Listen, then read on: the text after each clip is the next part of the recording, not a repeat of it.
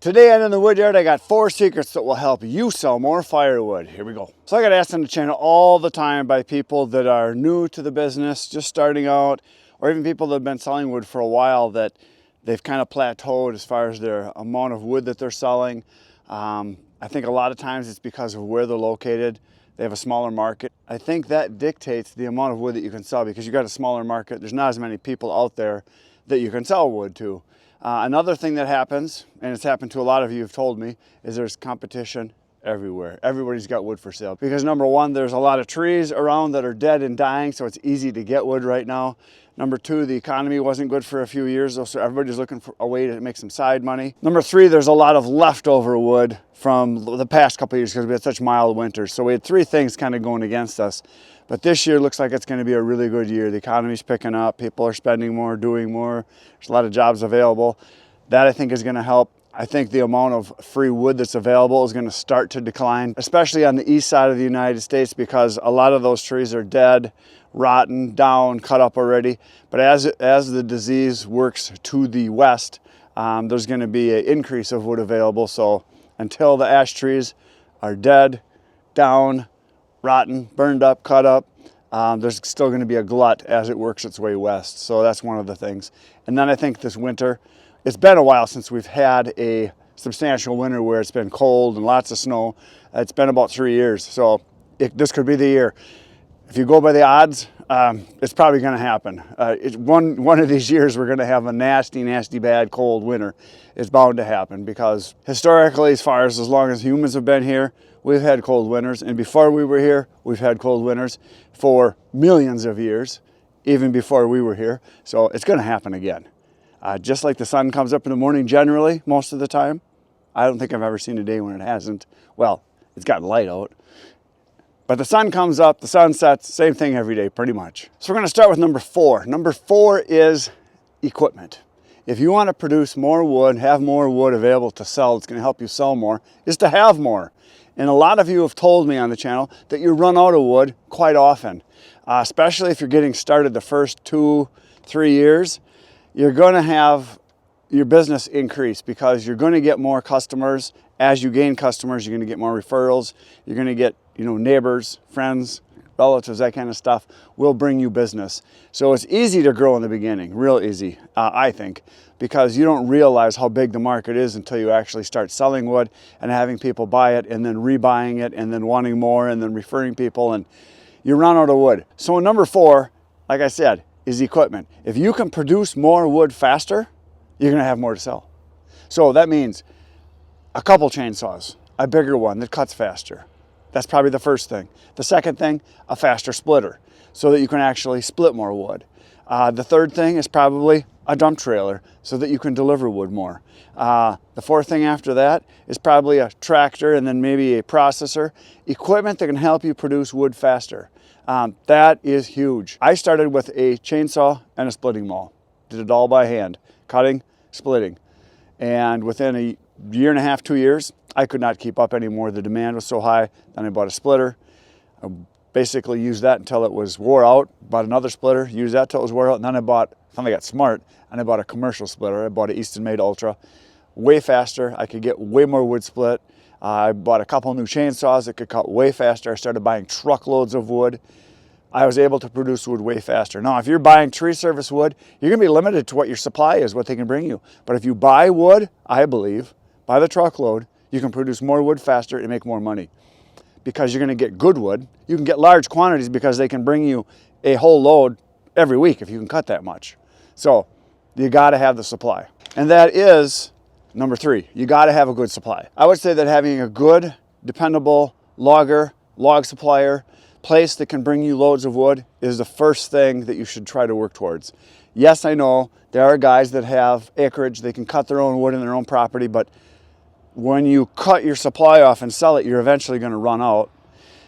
If you're looking and scrounging for wood at other people's places, you've got all that time invested in going and finding it, getting it, cutting it, hauling it, bringing it back, processing it. So you're eating up a lot of time. I know because I did that. The biggest step I took was when I started buying loads of wood from loggers. That was the biggest game changer as far as speed of being able to produce large quantities. And I have found, because I've ran the numbers, I did the math on the time that I spend looking for wood and the time that I spent just cutting instead of driving all over and hauling it, I make more money per hour buying logs, even though I'm paying for the logs. You can produce it easier and faster because you're hiring a professional to do something he's good at, sourcing the raw materials, just like most businesses do that produce products. Most businesses don't go out and source their own products. They're having someone else get it for them. Grocery stores is a good example. Grocery stores, in general, as far as I know, don't own farms. They don't own tractors. They don't own land. They don't plant seeds and then harvest them. They buy from producers. They're buying in bulk.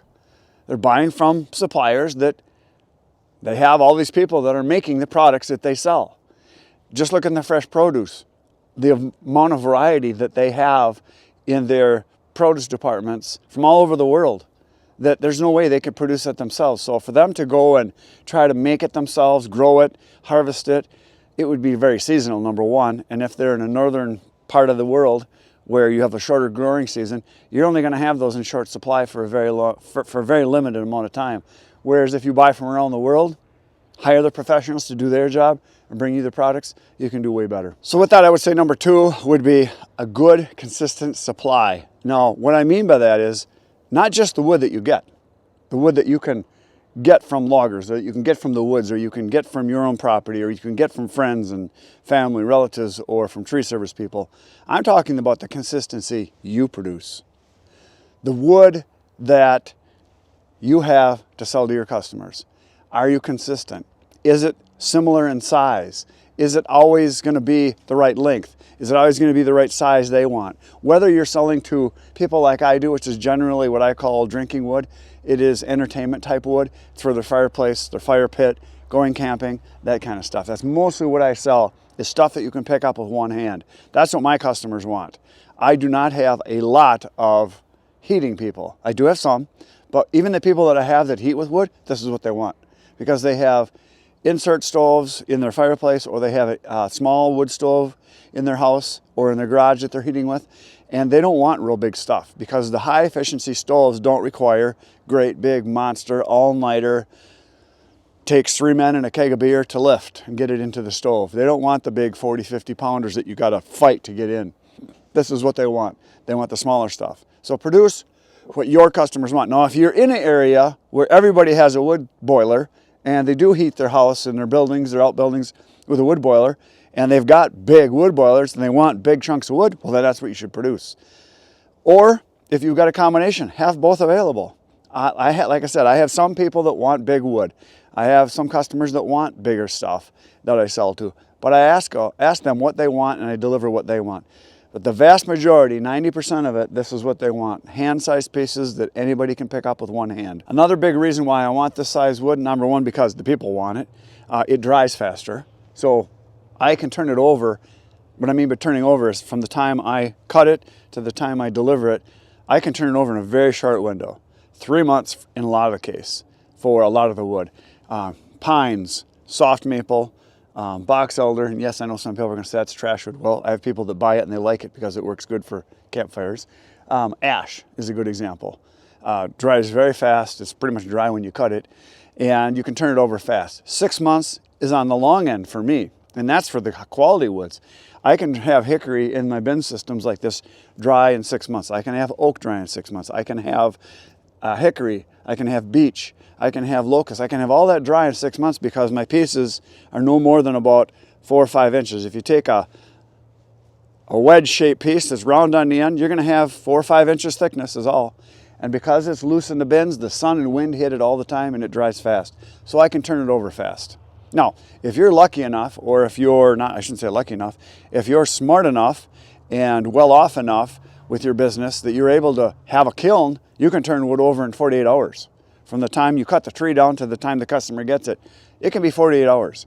They dry that stuff very fast. A friend of mine up in Anago, Jesse Arndt up in Anago at Arndt Forest Products, they sell to a lot of gas stations.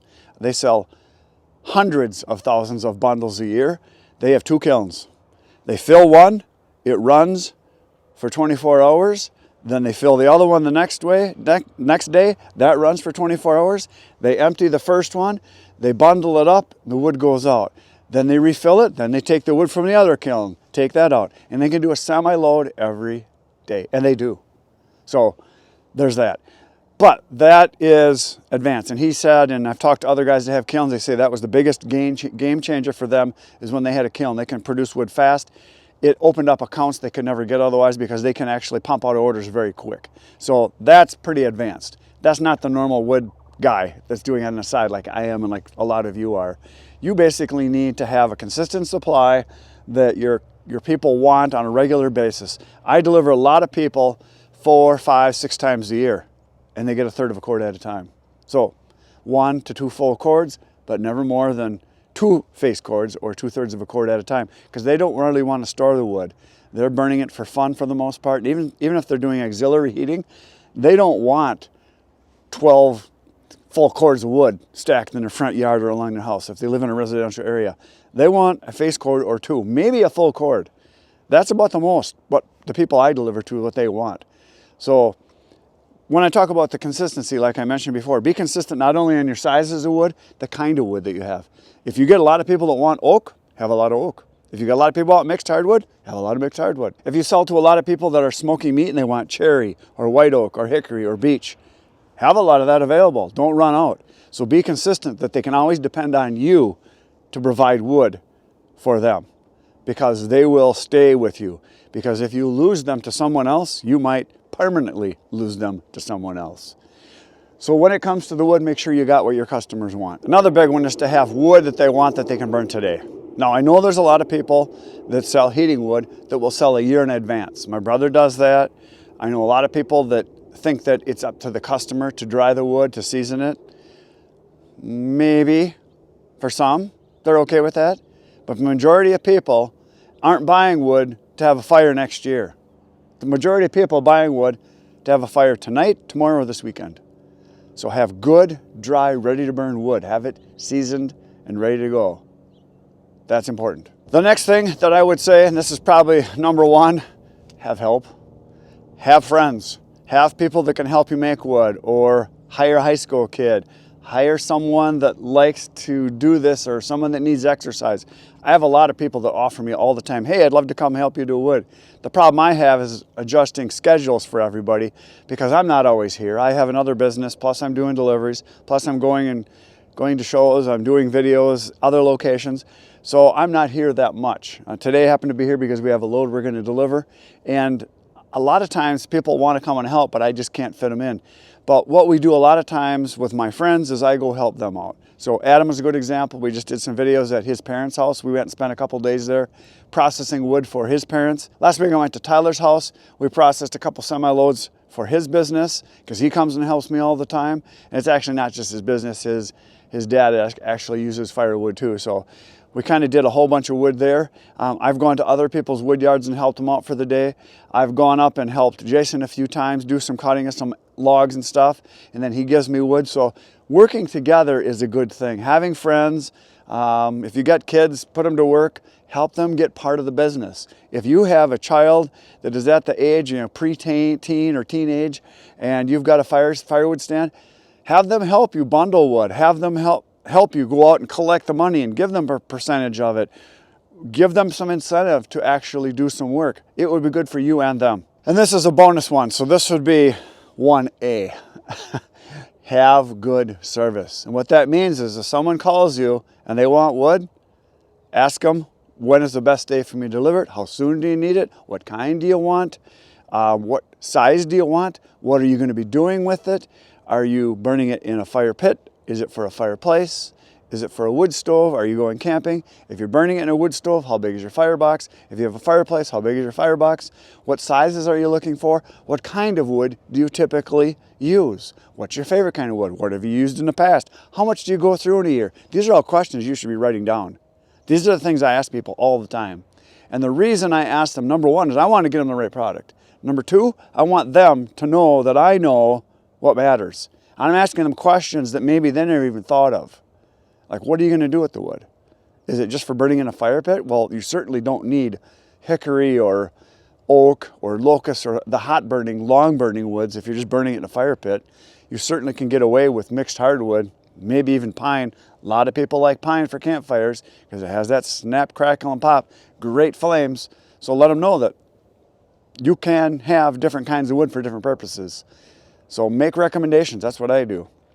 When people ask me, what kind do you recommend? I say, well, what are you gonna do with it? I ask them the questions and we go from there. So customer service is huge. The other thing is when they call, deliver it as soon as you can.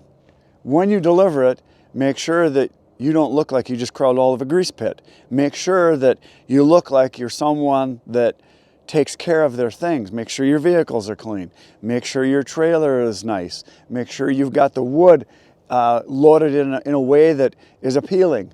Don't just dump it in with a bucket with tons of sticks and dirt and rocks and bark and grass and all the debris. Have it be clean, clean product. I don't know of anybody that wants a dirty product unless you're selling dirt. Otherwise, keep the dirt out. Keep it clean. Have it so that they know they're getting as much as they ordered or more. Talk to them about what they're gonna do with the wood, what they normally do, how much they go through in a year. Ask them about whatever you see. If they've got a dog, ask them about their dog. If they got kids, ask them if the kids help out. Ask them how old the kids are. Ask them if the kids want to help stack the wood. Ask them if the kids want to push the button on the dump trailer so they can have it go up. Include them in the process as much as possible. Customer service is where it's at. That's how you gain people. It's how you get referrals. It's how they know they can trust you and you're the guy. A couple of my commercial accounts that I have, restaurants, when they call me, I ask them, do you need it today? Do you need it tomorrow? When would be good for you? I try to do it on a basis that's good for them as much as possible. I try to give them a couple options. And when I'm there, I try to make sure I'm talking to them the whole time about the business, asking them questions. The other thing I do is I give out a lot of free things.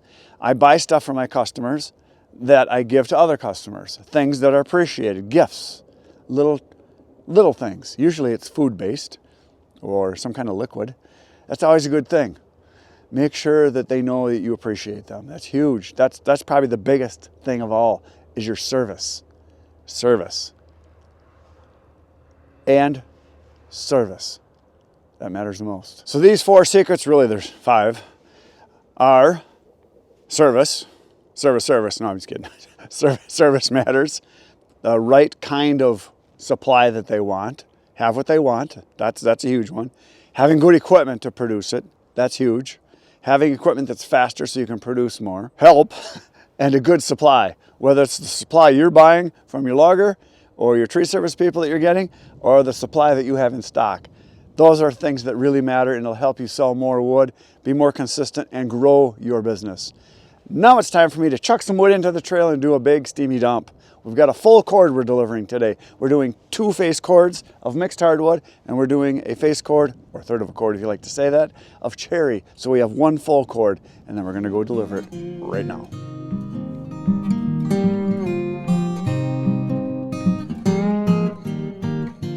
There we go, the load is complete. We're ready to go down the road and collect some Uncle Benjamins. This is going to a customer that buys a full cord every year. He always gets either hickory or cherry or white oak because he smokes meat, and this year he chose cherry on the top. He said a third of a cord of that, and then the rest mixed stuff is fine. So that's what he's getting. So the cherry's on top, and we're gonna go dump this right now.